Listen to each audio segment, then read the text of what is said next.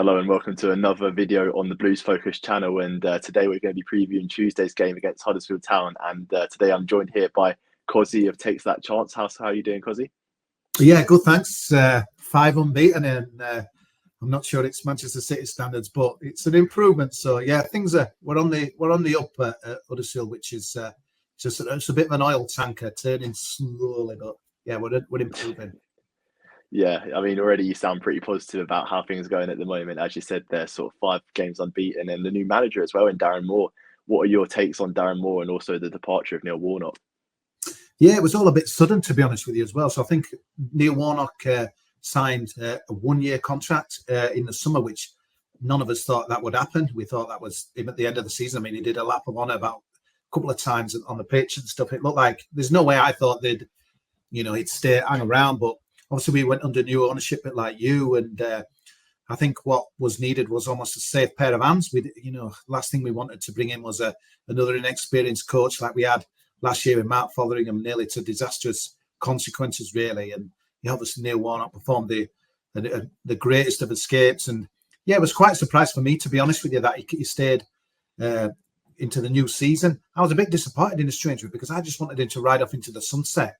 It was 74, nothing to prove. He's done it twice with us. His statue's ready in Huddersfield ever when he wanted. So I must admit, when I heard he was staying on, I was a bit.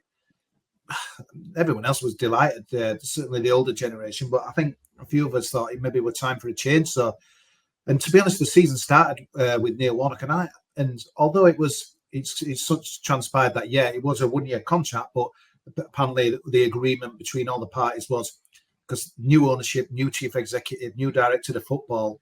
Once they get identified the man that they wanted to take the club forward, then Neil Warnock and Ronnie Jepson, his assistant, would step aside. But I think a lot of us thought, because they'd come off the back of 2 wins as well. So, and all of a sudden this news was announced that, after the Stoke game the other week, he was leaving. And there was a lot of, so there's a lot of people thinking, wow, they've got their man. It's, some people were like, what are we doing getting rid of a guy who was pretty much, I would say, guarantee his safety in the Championship. But I think that was always the plan. But I think a lot of people thought maybe Christmas or maybe even the New Year or something. But I suppose when was a good time to kind of sever ties, really, as well. So, yeah, I think from the outside looking in, it might seem a bit odd, but I think that was always what was going to happen. I think, though, Darren Moore was an interesting one because I think he's one of those, announced to everybody, again, expectations are running wild. We've got our man Warnock's going, and it was going to be announced like 2 days afterwards. So, people... I mean, what is a big name anymore? I mean, Wayne Rooney, I don't think he pulled up many trees at Derby. Lampard, obviously that season at Derby with the players, but he's crashed and burned with his manager after that. But so I think everyone's getting expectations well above what they want. But so Darren Moore came and was announced. I think at first, if I'm kind of a rule of thumb of the fans, I'm like a bit, not meh, but it's like, I don't think he's one of those like, get in there, But I think if it happened in the summer, Sam, and I think if they'd moved Warnock on, Darren Moore had come, obviously got Sheffield Wednesday up, I think it'd have been real positive, vibes for everyone. But because it's happened when it's happened and Warnock kind of carried on and he's got such a love affair with the fans and everybody, right, they've got the man and new owner, big statement, Darren Moore. It's just like, but no, the impact's been really good. I mean, you can argue with 2 unbeaten or we haven't won in 2, depending on how you want to judge the 2 games. But I think what I've always liked about Darren Moore is, I think it's one of those, like when you see people talking on the TV and what have you, there's some people as fans, don't you? You just think, I like what he's got to say. I like the way he speaks. I like the way he engages the audience. I've always felt that about Darren Moore. So I was really chuffed when he turned it around at Sheffield Wednesday, especially in dramatic style with the playoff second leg. And because he's a good guy, isn't he? A good football man. And, I was really pleased. Obviously, unbelievable what happened with Hillsborough, with Chansiri. And I look on it as a bit of a coup, to be honest with you, mate, because let's be honest, Huddersfield's squad is not the best, probably one of the weakest in the division. The budget, as the moment until the new owner kind of finds his feet, I wouldn't say it's one of the best. So I think Darren Moore could have, that sounds a bit disrespecting his club, but could probably bided his time. Obviously, the sackings come like they do, and maybe could have gone, somewhere else. So I thought it was really good that we've got him. And I just think it's a safe pair of hands that Huddersfield need. If Huddersfield the last 10 years, it's been like boom and bust. It's incredible. If we're not going for promotion, we'll be relegated. There's never a calm season. And everyone always wants that to build, and I know football, you're only as good as. I always think if you're 5 without a win, I thought, God, it's like that's yours at the moment. But I always think 5, 6 without a win, you're under massive pressure as a coach. But there's talk of a 3-year plan, and we kind of went the Brentford model with our academy. So we totally changed it. We only had 2 age groups in the end, the 21s and the 19s. But now they're going back, to grassroots with the academy. It's also we're building an academy from scratch. So I think it's kind of Darren Moore. We've got one eye on him to be kind of helping out with that, with his experience and stuff. And the way it started as well, Sam, I think it was quite interesting. In his press conference, they were talking about what kind of style, and we kept mentioning about attacking football. Now I know a few Sheffield Wednesday fans, and they were like, "Well, I don't think you'll get that attacking football. What you're thinking?" But they were pretty adamant on it. And Saturday, if that's it's only been with us for 9 days, but Saturday was fantastic against Ipswich, who's the form team in the division. They don't fear anyone. They come and try and have a go, and we matched them, mate, and we should have won. Their keeper stood on his head, mate, and we were so near 4 minutes from seeing it out. They scored an equaliser. Great game, but we should have won the game, really. But to go toe-to-toe with Ipswich, to play kind of a different style of football, pressing, which we've not had for a while, probably long since David Wagner disappeared, and that was like 6 seasons ago. So there were some really good signs. The crowd were behind him, because part of me wondered, with the Warnock lovers, and it's like, because I had a few people, Darren Moore, what are we doing with him? So, and obviously we got a late point last Monday against Coventry, 95th minute, which 90 plus 5 equaliser is always going to get the fan base buzzing out there. So, yeah, I think there's some good signs, really. I think people have accepted Darren Moore. He's brought in all his backroom staff, which I think sometimes when recent Huddersfield managers have failed, where we've not let them bring in their own staff, it's like, part of me thinks, well, what's the point of just bringing in the own man and having to work with the coaching staff from maybe 2 or 3 previous regimes? So we're doing it right. And yeah, I don't think people want to hear it, do this slow build and safe pair of hands. Honestly, mate, we'd be tough with 14th, 13th and a risk-free season. But as you're looking at the division, it's early days, but Sheffield Wednesday Rotherham looking big trouble already.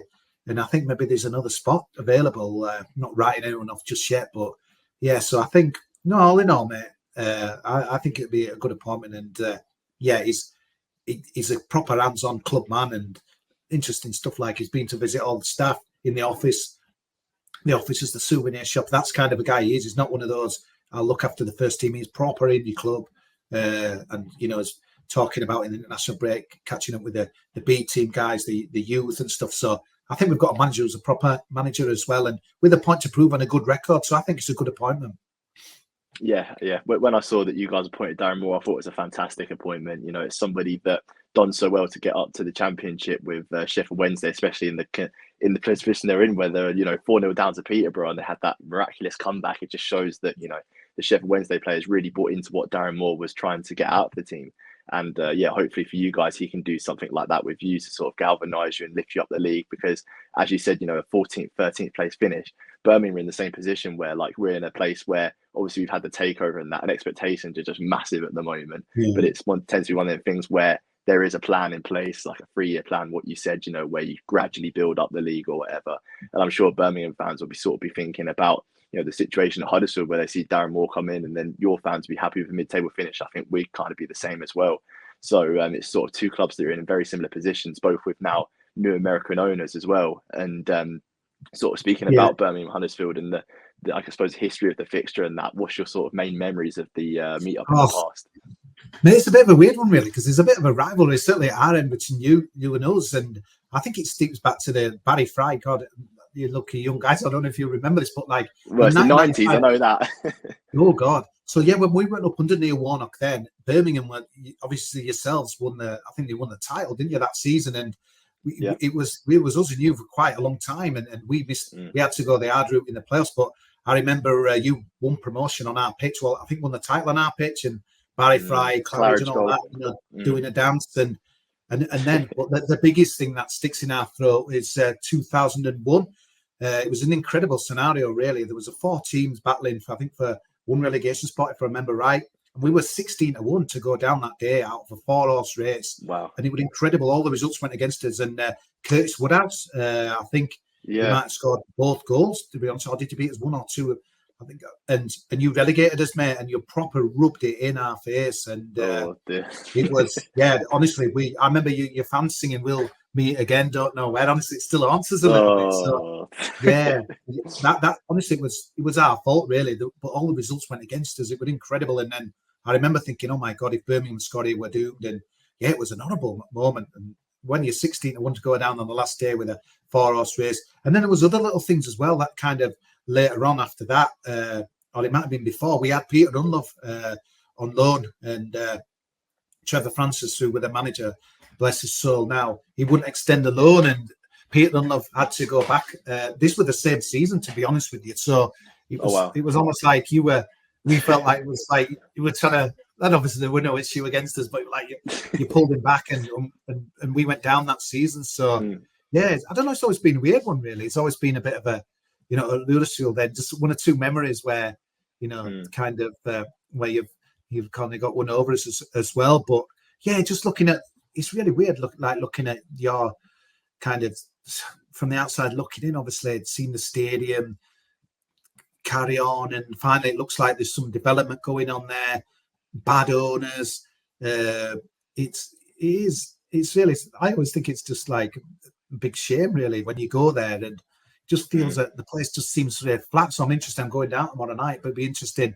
There's a buzz. I mean, I don't know whether there will be, because obviously 5 without a win, and like expectations need to be tempered. But I've always felt it's almost like just everyone's on a bit of a downer there, really, and things should be doing better, because obviously, you know, you won that League Cup not too many. I can remember that one not too many moons ago. So yeah, it's always an interesting game, you know, Birmingham and Huddersfield. And I've got to be honest, though. I mean, you might say the same, but I think we've got a lot of injuries and knocks and stuff. And to be honest, a midweek game is not ideal for us. I don't think it sounds like it's for you from what I was hearing on the press conference today. So who knows what's going to happen tomorrow night? Anything could happen. It could be a dire game. It could be an interesting game. But I think, yeah, I don't be fooled by, 5 without defeat. It sounds like we're on a bit of a roll. But we had a poor start. We had a tough fixture list at the start. Leicester, Norwich, Plymouth, when they just come up to the place were bouncing, they got the bounce on us the first day. So we had to do it really tough. So we have kind of come back into it, but we're a limited team, Sam, and but we've got some dangerous players, and I think Darren will get the best out of them. But honestly, later on, if you ask me a prediction, I haven't got a clue tomorrow, mate. I think it's one of the things where, you know, we both sound like we're in a sort of similar situation with our club. So I'd say it's got a draw written all over it, but I don't know what you're going to say. But I think it's one of the things where you say there about like the club, and I suppose the state of it at the moment with the stadium, and there is the new investment, but this stadium stuff has been happening for far too long now. You know, it's been 3.5 years. And whenever I'm watching the games, like say for instance on Sky or whatever, it's just a bit of an embarrassment. Like when people go to watch us or whatever, and you've just got that bottom bit, it's just literally like a construction site. And it's been like that for 3.5 years now. And it just seems to be that when that's up and really, then it will sort of galvanise the fans. And I think the fans then will make more noise because they know that, you know, what's happening around the club is going to help what's happening inside the club with, you know, everything that's going on. And that. Because you got off to a nice start, didn't you? Beat Leeds, Tom Brady were there. The hype must have been real after that day. Obviously, when you beat them as well, it's like, this is it. This could be. And obviously, it's kind of, but like you say, it's a long-term thing. But fans don't, I mean, God, you've been so patient more than anyone, to be honest. Blues fans, haven't they, over the years? At this point, it's not even patience.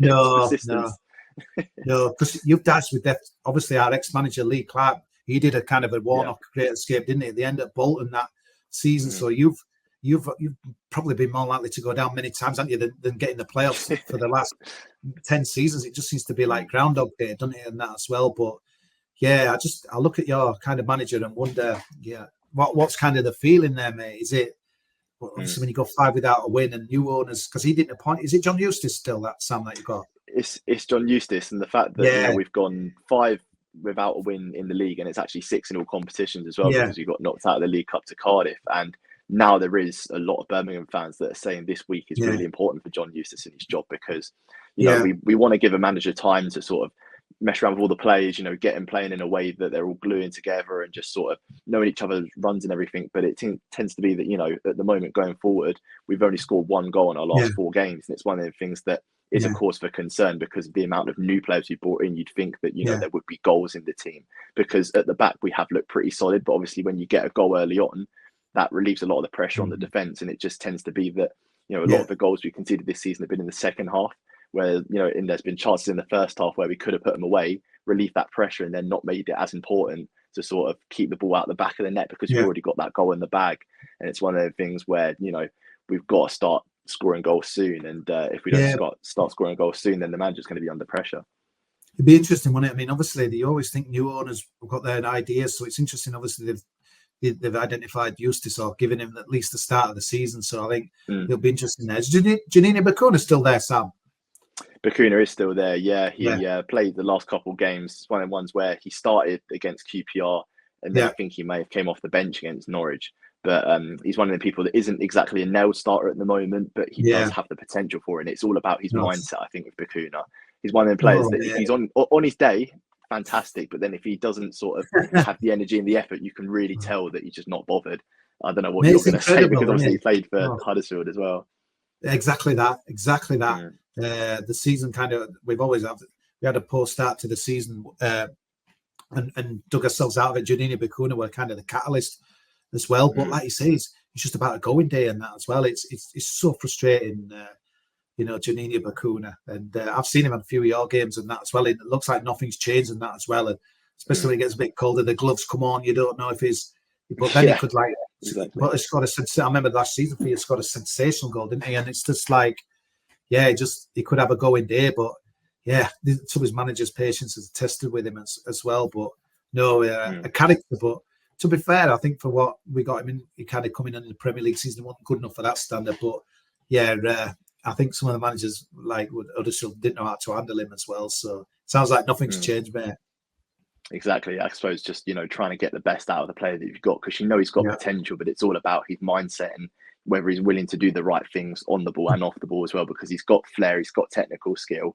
And I believe when he sort of really wants to, he has the work rate. But when things yeah, don't go our way, he's one of the players that, you know, is he going to go in for them 50 yeah. 50s or whatever when you're a couple goals down and you need to get back in the game?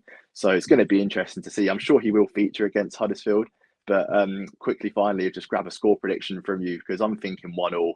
I'm thinking it's got draw written all over it. Yeah, we love a draw at the moment as well, but yeah, Your last two yeah, we've games have got been to 1-1, into so it. for three Yeah, games to be yeah. 1-1, that'd be No, I quite think you've something. nicked the score, Sam. Yeah, I said it to Coventry podcast last week, and we got 1-1. So it's very rare I'm right, mate. But yeah, honestly, if we're coming back up the M42 tomorrow night, mate, with a point again, it's a good result in that as well for us. But it's a building block, yeah, isn't it? You know, yeah. The trouble another is, if game I knew our unbeaten. team, mate, because there's a few doubts and ifs and buts and stuff. If I knew if I could have some inside info from the training ground, I could maybe be a bit more confident. But with who they're saying could be missing as midfield, could be a bit light, mate. So I think, yeah, I'd probably take a draw really as well and kind of move on to Sheffield Wednesday, who are bound to beat us out there. I mean, Darren Moore going back, he just knows Saturday. It's gonna be one of the things, isn't it? They haven't won a game all No, season, and then when the you know ex-manager it, goes yeah, back, yeah. They're awful, aren't they? tends to But be the yeah, case. just quick to the fixture list. I think there'll be more love for Darren Moore than anyone else in that ground, I think, on Saturday. But yeah, no, tomorrow night I'd take a 1-1, mate, definitely. Yeah, well, I'm sure it's going to be a tight game tomorrow, and it's going to be an enjoyable affair. So, thank you very much for coming on, Cosy, to Blues Cheers, mate. Focus, and we really appreciate your time and having a chat with us. Yeah, no worries. Maybe later in the season return game, I can come back and see how our seasons are getting on there. Yeah, that'd be fantastic. Brilliant. All right, Cheers, that would be it for today for episode of Blues Focus. Make sure to look out on the channel for the podcast that's coming later on this week. And I'm sure there'll be plenty to talk about then, the sort of reaction to the Huddersfield game and a preview to the West Brom game on Friday as well. So make sure to look out for that. And make sure to like, share, comment, subscribe, and most importantly, keep rolling.